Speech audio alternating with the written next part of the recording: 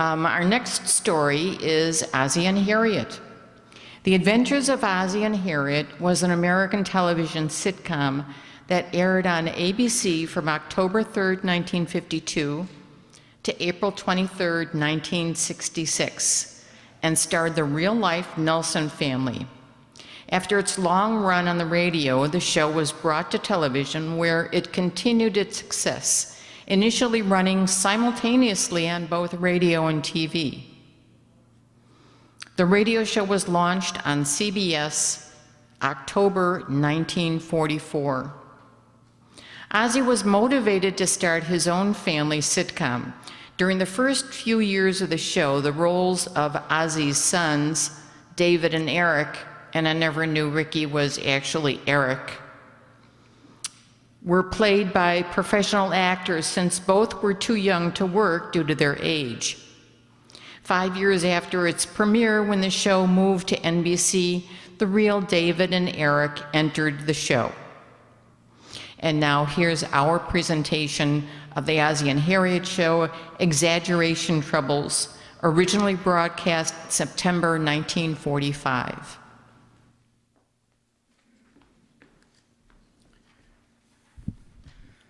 See if you can guess this one. Is it a song or a slogan? No, it's a slogan, a very popular slogan. Okay, go ahead. Da da da da da da da da da da da da da da da da da. Oh, that's easy.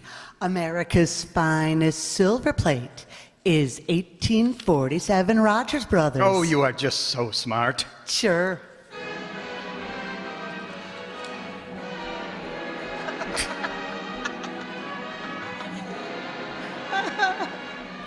From Hollywood, International Silver Company, creators of 1847 Rogers Brothers Silver Plate, presents The Adventures of OZZIE and HARRIET, starring America's favorite young couple, Ozzie Nelson and Harriet Hilliard.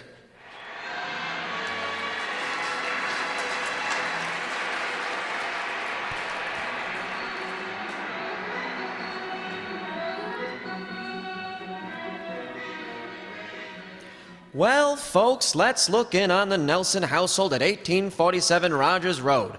It's late morning, but OZZIE and Harriet haven't even eaten breakfast yet.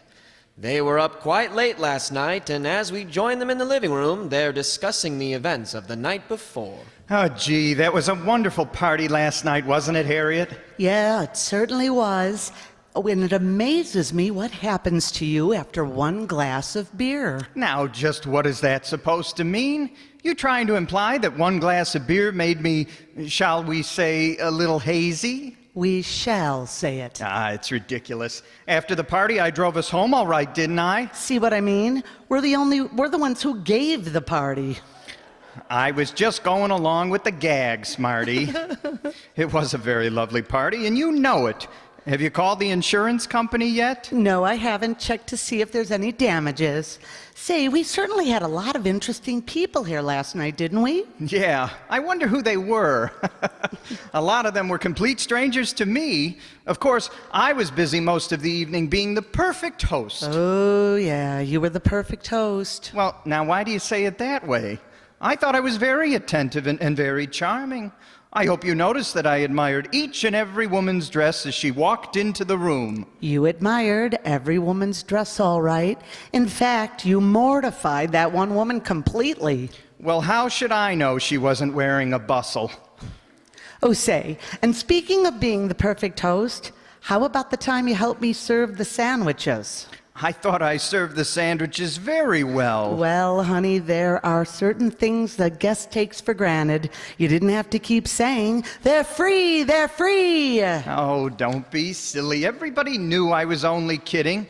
Oh, and by the way, dear, if we ever give another party, let's not invite that Charlie, huh? Charlie who? Oh, you know, that Charlie whatchamacallit. Oh, him. Oh, I thought you liked him. I guess he's all right, but oh, he's such a ham. Always trying to hog the spotlight and be the life of the party. Oh, well, I didn't notice. When was that? When? Why, every time he began my impersonation of Edward G. Robinson, well, you know the one where I put the cigar in my mouth and I say, so you guys are gonna say, Okay, dear, okay. I've heard it so many, many times. And another thing, how Charlie can tell those corny old jokes. Gosh. Oh, hey, did you notice how all the women left the room every time somebody started telling a risque joke? Yes, that always annoys me. Why can't they let the men hear it too? Oh, it was a pretty swell party, though. I really had a wonderful evening. Oh, wasn't it fun dancing for a change? Yeah, it sure was. Hey, how about that big fat friend of yours doing the rumba? Yeah, that was quite a sight. I'll say. Every time she danced around the room once, she rearranged the furniture twice. Well, I wonder if Gloria has breakfast ready yet. I am absolutely starved. Starved? Well, not exactly, but you know how us women like to exaggerate a little. Oh, yes. Which brings up a little matter I've been wanting to talk to you about. What's that, dear? That exaggeration of yours at the party last night. The one that involved me. Well, I've been wondering when you were going to bring that one up. Why did you announce to everybody that I could do 50 push-ups? Well, I'm proud of you, dear. Were you proud of me when I could only do 7 and nearly burst a blood vessel? Well, you certainly let me down. Now, that's just the point I'm trying to make. I didn't let you down. You just built me up too high. Well, how would it have sounded if I said, my husband can do 5 push-ups? That'd be pretty small potatoes. So I simply said 50. You noticed that everyone was very much impressed. Yeah, until I couldn't get up after the 7th one. If you must exaggerate, dear, I wish you'd leave me out of it. Oh, say, here's David. Good morning, son. Morning, Pop. Morning, Mom. Good morning, David. When are we going to have breakfast, Mom? Oh, well, maybe I'd better go in the kitchen and see how Gloria's coming along. The party kept her sort of busy last night, and she cleaned up afterwards. I'll be back in just a minute. How was the party last night, Pop? Oh, it was a lot of fun, except for one embarrassing situation your mother got me in. What happened, Pop? Well, your mother insisted on bragging about me, and she just let herself go. Of course, she's a very lovely and wonderful woman, and I wouldn't criticize her for the world. But oh, brother, how that gal can exaggerate things. I know, Pop. When she tells other kids' mothers about my grades, she always adds 5 points onto every subject. I'd like to hear what she'd tell them if you made 100 and something. Don't worry about it, Pop. There's not a chance. Whoa, why not, David? Well, nobody's perfect, you know. Where'd you pick up that line? From you.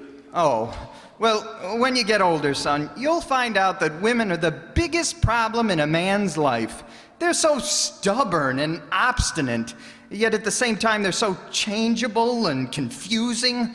Oh, it's impossible for you to figure them out. Oh, gee whiz, Dad. Why do men marry them? Well, I'll take that up in a different talk. Right now, it's your mother's exaggerating I'm going to work on. How, Pop? Well, I don't know just yet. Well, say, David, I think I've got it. Why didn't I think of this before? Oh, this is wonderful. What is it, Pop? It's the old psychology. You see, all I have to do is start exaggerating things much worse than she ever dreamed of. When she sees how silly that sounds, she'll quit exaggerating things herself. Do you understand? Sure. Oh boy, that sounds good. Now, David, don't be surprised at anything I say at breakfast. I may say some very strange things, but I think this will cure your mother. Okay, Pop. Can I help you? Well, thanks, David, but I can handle it myself. When I really make up my mind to change something about your mother, you know what happens. I sure do, Pop. But you might as well try anyway.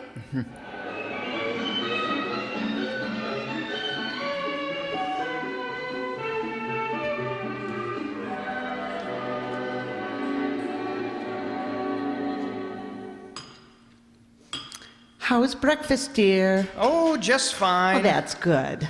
Gee, I'm starved. I haven't had anything to eat for 2 weeks. What'd you say, Pop?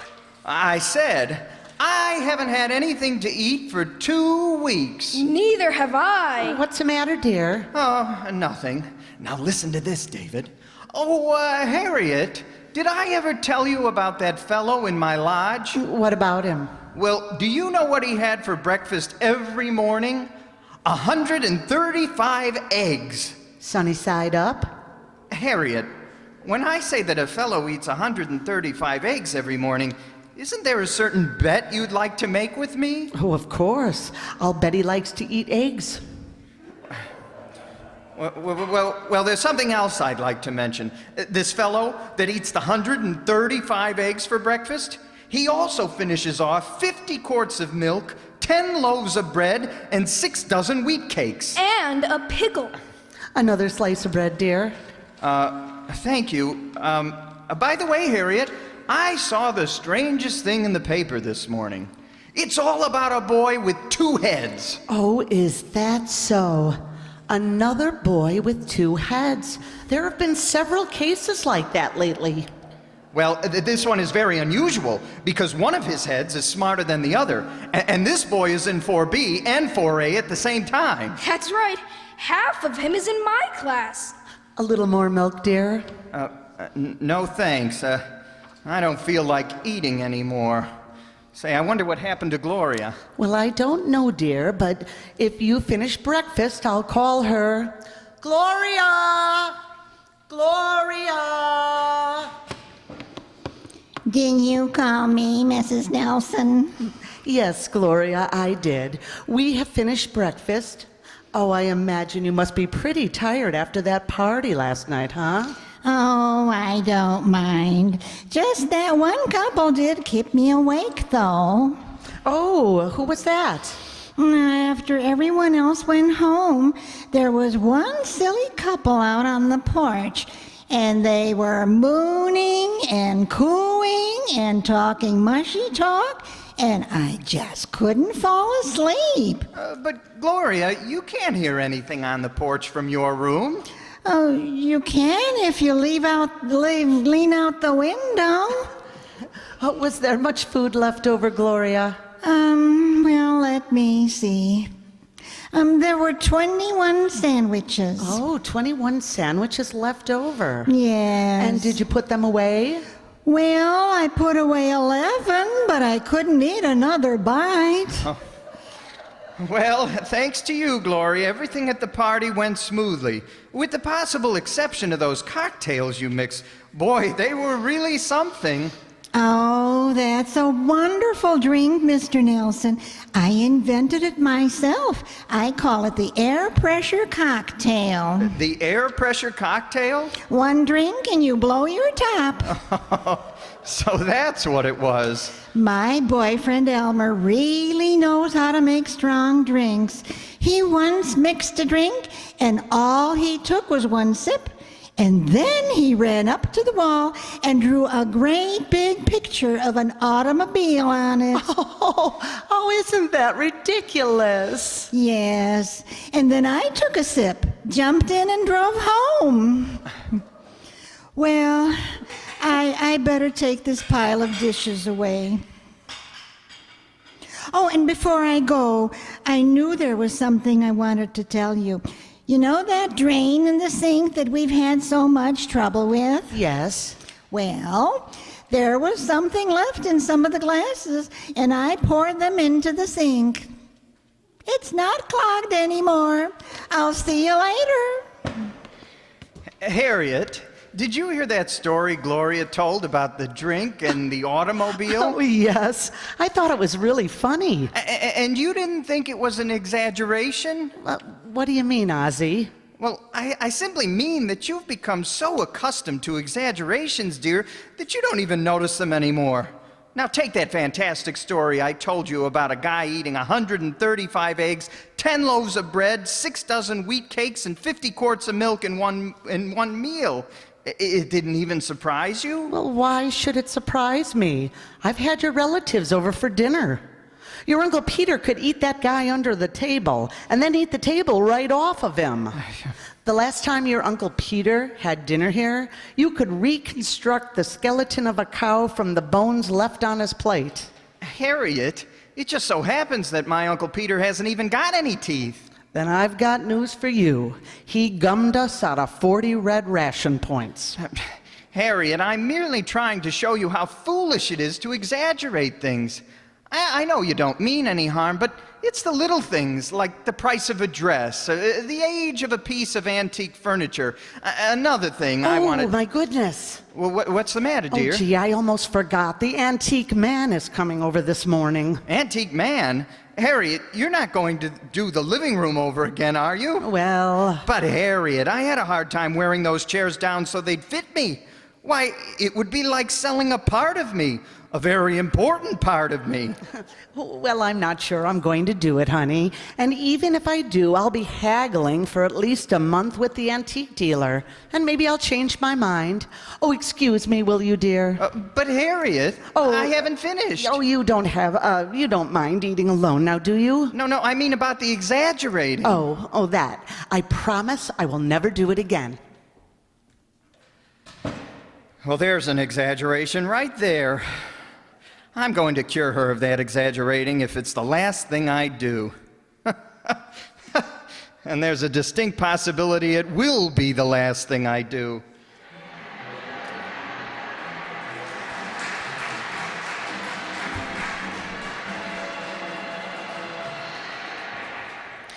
The silver plate of 1847 Rogers Brothers is about ready to make a trip. Yes, ladies and gentlemen, America's finest silver plate is all set to go from Meridian, Connecticut to the silverware dealer to you. And let me tell you, it will make the trip in style. 1847 Rogers Brothers silver plate will leave Meridian groomed in perfect beauty, as lovely as artistic hands can make it. And I'll wager if you could be around when it arrives at your silverware dealers, you'd see that old expert's eyes light up with welcome. It's been a long time since he's seen silver plate with the exquisite, unmistakable craftsmanship of 1847 Rogers Brothers. A long time since he's been able to say to one of you, now here's silver plate with design features formerly found only in solid silver. Well, it's been a long time since you've seen 1847 Rogers Brothers silver plate yourself, but it won't be much longer. 1847 Rogers Brothers silver plate is coming your way soon, so keep an eye out for it. Give it a welcome home. It's America's finest silver plate. Your silver plate, created by famous 1847 Rogers Brothers.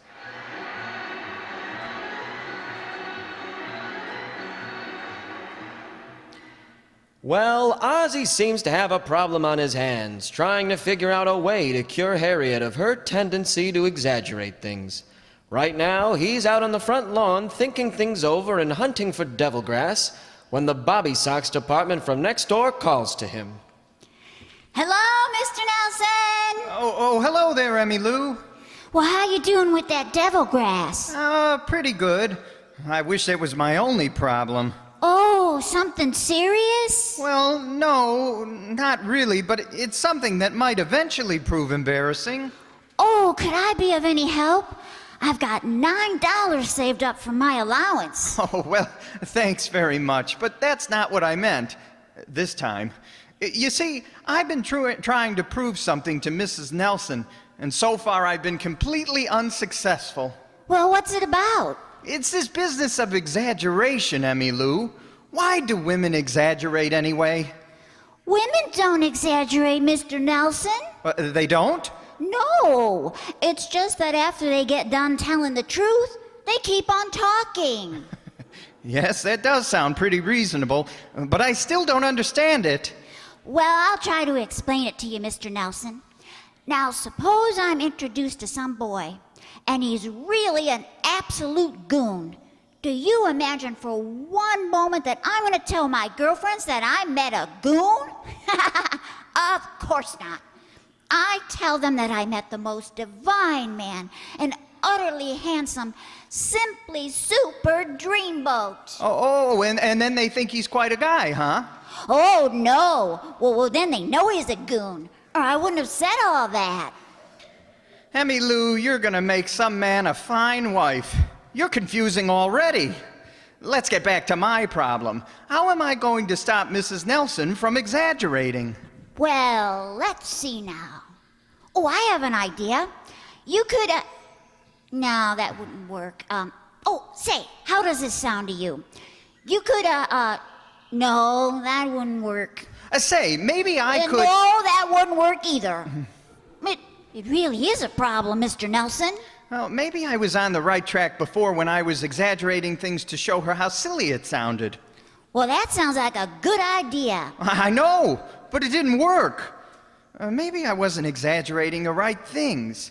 Maybe I should get something she cares more about. Oh, who's that man going into your house? It's probably the antique dealer. Oh, you getting new furniture? Well, Mrs. Nelson thinks so. It wouldn't be new anyway. It would just be different old furniture. She's gonna sell a few things to him, I think. Oh. As I was saying, if there were only... Hey, wait a minute, that's it. Antiques. Now that's something that Harriet is crazy about. What you gonna do, Mr. Nelson? Oh boy, have I got an idea. When he tries to buy a piece of furniture, I'll put a figure on it that's so ridiculous he won't buy anything. Oh, that'll show Harriet where exaggeration can get you. Oh, that's a wonderful idea, Mr. Nelson. Go ahead. Oh, no, not yet. First, I'll wait till he's in the house and looking over something he seems to like. Then I'll come in with the surprises. By the time I get through, George Washington will have slept on every antique we have in the house, including the chandelier.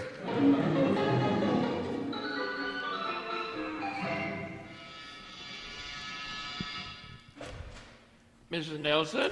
Yes. Oh, are you Mr. Johnson from the antique shop? Oh, no. My name is Clark. I'm from the county tax assessor's office. Just dropped by to get an estimate on your furniture so we can figure out your tax for the coming year. Well, you certainly seem very happy about your work. I've been at it a long time. Know it like a book. Yes, ma'am. Yes, like a book. When I start assessing, I ain't just a guessing. If it's got to be done, it's got to be done. Well, here's the living room, so you go ahead and assess. Okay. I'll start with this table here. Well, it's very nice. Looks moderately priced. I'd say, $50? That's about right. Oh, hello, dear. Oh, hello, Harriet. Ozzie, this is Mr. Clark. How do you do, sir? I was just looking this table over. Mr. Nelson, your wife and I figure it's worth about, $50? $50? Are you kidding? This table is worth $5,750. Ozzie. Is this on the level? Oh, absolutely. Well, I'll take your word for it, but it just looks like an ordinary table to me. As a matter of fact, it was originally a footstool used by the old Scottish knight, 8 feet tall. Of course, the knights were longer in those days. Ozzie, dear, Mr. Clark is And from I suppose you think this piano here is an ordinary piano. Oh, well, it looks like a regular piano. Well, sir, this is one of the most valuable antiques in all America. This happens to be the very piano that the finance company took back from Franz Schubert. No, amazing. Are you sure of that? Well, why do you think he never finished the unfinished symphony? Oh, say, I was wondering why he hadn't written anything else. Ozzie, why don't you let Mr. Clark judge these things for himself? You see, my wife is very modest about it, but practically everything in this room is a rare treasure. Oh, brother. Hey, I'd better mark some of these things down. Do you have a pencil? Well, here, you can borrow my pen. Ah, thanks. Now, what would you say that piano and bench were worth, Mr. Nelson? Oh, really, Mr. Well, Clark? that's hard to say. Let me see. Well, I tell you what. Just put down any large figure. You won't be more than a few $100,000 off. Oh, well, if you insist, I'll just... Whoops! Say, one thing I know, ain't a rare antique is this pen you just handed me. Look, I got ink all over my hands. And besides, it's got the initial N on it for Nelson. Mr. Clark, N also stands for Napoleon, you know.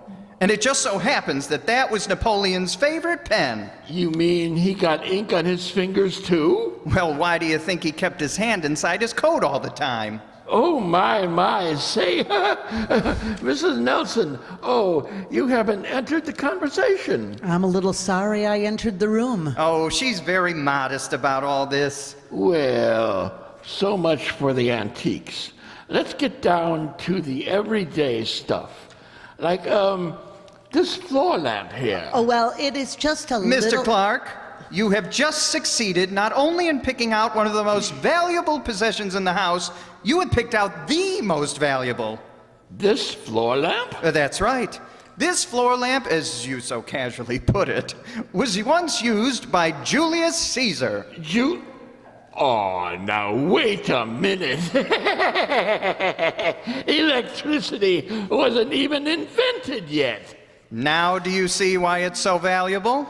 Oh, sure. Now tell me, Mr. Nelson, about that, about what would you say the contents of the book house, the entire house, I mean, how much they're worth?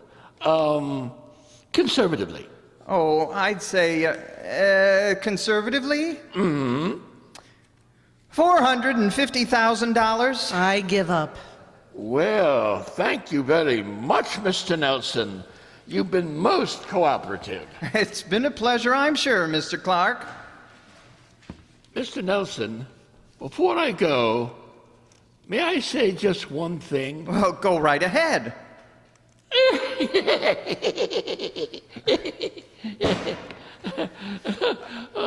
A silly sort of fellow, isn't he? But a nice chap. OZZIE Nelson, will you please explain those ridiculous stories you were telling that man? The way you were exaggerating. Oh, was I exaggerating? Oh, well, you know you were, and it was very embarrassing to me. Ah, now you begin to understand how embarrassing it is to me when you exaggerate. Darling, I hate to take that big, happy smile off your face, but do you know who that nice man was? Well, certainly. The antique man. No, dear.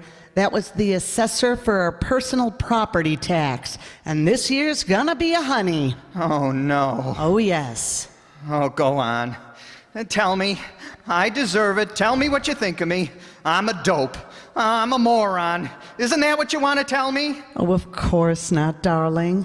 You meant well. I think you're the smartest, the sweetest, the cleverest, the handsomest, and the most wonderful husband in the whole world. Well, at least I got you out of the habit of exaggerating.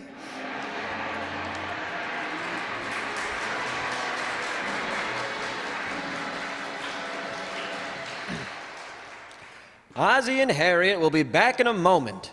But first, Mr. Smith, I have a bone to pick with you. Do you know what I did yesterday? I went to my silverware dealer and asked for an 1847 Rogers plate silver plate. and he didn't have it. He said if I could have sold 1847 Rogers Brothers silver plate to all the people who have been asking for it in the last 3 years, he could have been retired by now. I'm sorry, really sorry, but if you recall, all I've said is that 1847 Rogers Brothers silver plate will be back at your dealer soon, and that soon is getting very close. Very close every day is what I heard, but perhaps it's a little my fault. I'm so anxious to get 1847 Rogers Brothers silver plate, I run every time I hear the name. And by the way, I saw a lovely 1847 Rogers Brothers pattern in a magazine the other day, and I've been trying to remember the name of it. Well, what's it like? Well, it has two flower ornaments, one right where the shaft joins the bowl and the other one about halfway up. Oh, that sounds like adoration. That's it. Adoration. Did you notice how richly raised those ornaments were? That's a feature exclusive with 1847 Rogers Brothers. That's the pattern for me. I won't take anything else. I don't care how long I have to wait. That's the sound resolution, madam. There's no silver plate worth more waiting for than 1847 Rogers Brothers.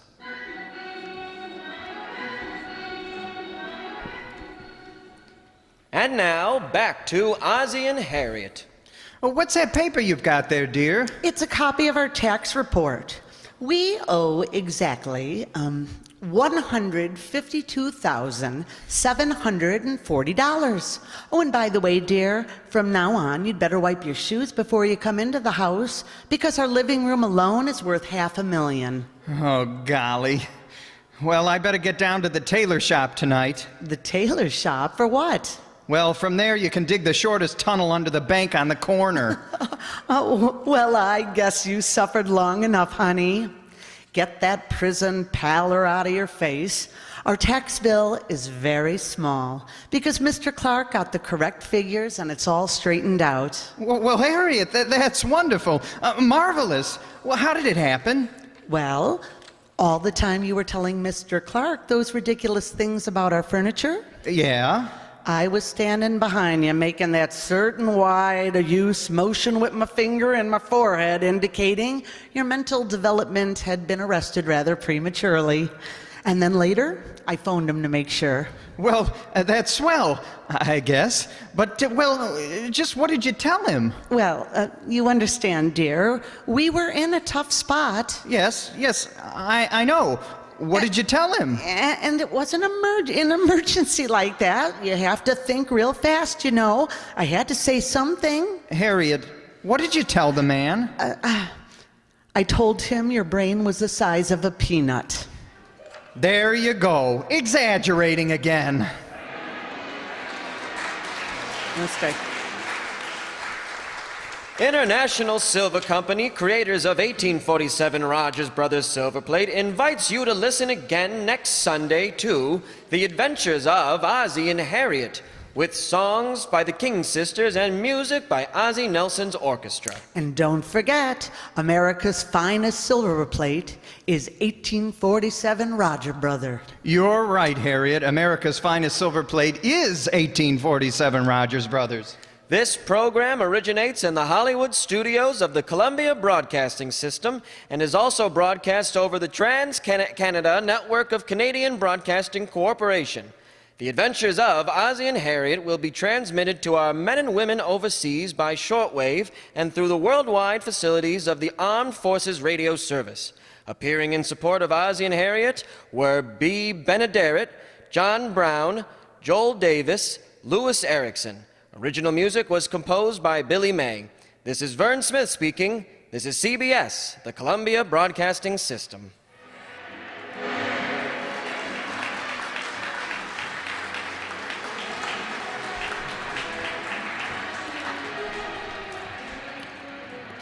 And now, for tonight's cast.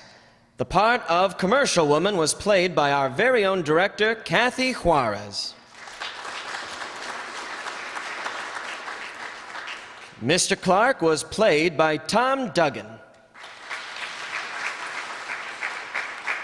The part of Emmylou was played by Donna Amesmeyer. The maid, Gloria, was played by our fearless leader, Ellie Babka. Son, David Nelson, was played by Desmond Zuro. The part of Harriet Nelson was played by Allison Byhun. And the part of Ozzie Nelson was played by Jacob Palka.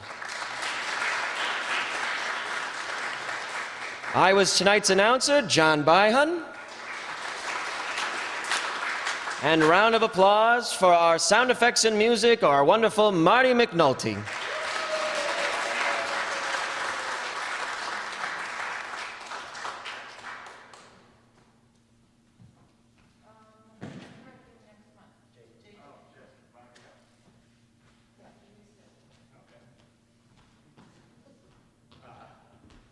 Okay, well, I'm the director next month, but I just want to point out, did you notice how in the first one I killed her, and then in the second one I was married to her?